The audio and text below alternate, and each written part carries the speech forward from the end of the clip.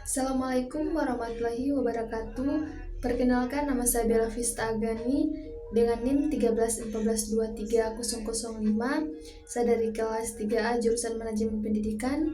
Di sini saya akan memaparkan atau mempresentasikan materi tentang landasan filosofis, hakikat, dan perencanaan pendidikan, sejarah, paradigma, dan posisi.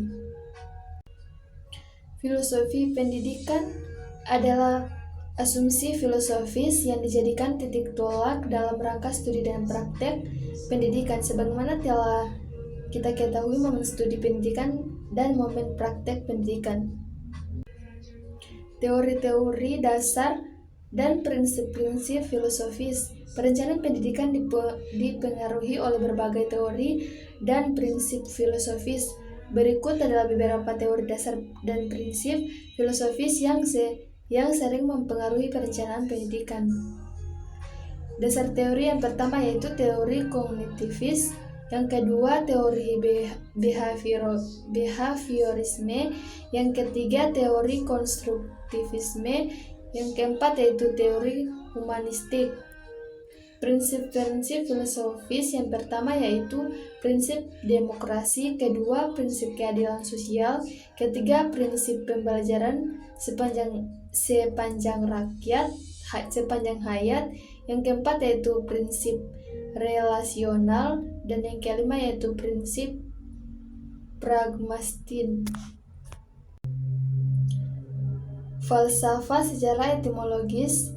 Filsafat berasal dari bahasa Yunani yang terdiri atas dua suku kata, philaire yang berarti cinta atau love, dan sophia yang berarti wisdom atau kebijaksanaan. Dengan demikian, filsafat berarti cinta akan kebijaksanaan.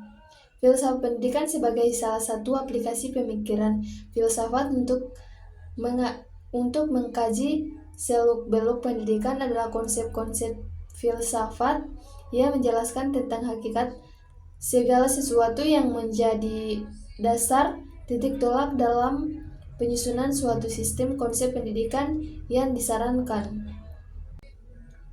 Hakikat dalam perencanaan pendidikan melibatkan berbagai aspek yang mendasari bagaimana pendidikan disusun dan dilaksanakan untuk mencapai tujuan yang diinginkan.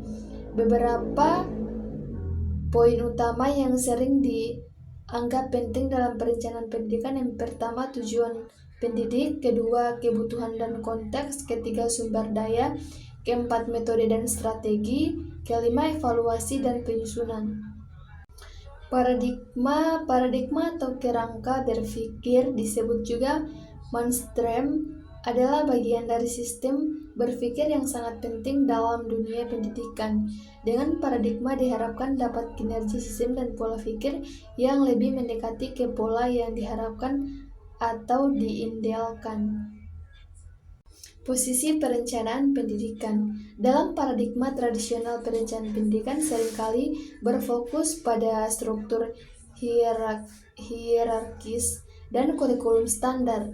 Pendekatan ini mungkin lebih menekankan pada penyampaian pengetahuan dari pengajar ke peserta didik tanpa banyak mempertimbangkan perbedaan individual. Paradigma modern lebih menekankan pada pendekatan yang lebih holistik dan individual. Pendidikan dianggap sebagai proses yang melibatkan partisipasi aktif dari siswa dan penyesuaian dengan kebutuhan dan konteks mereka.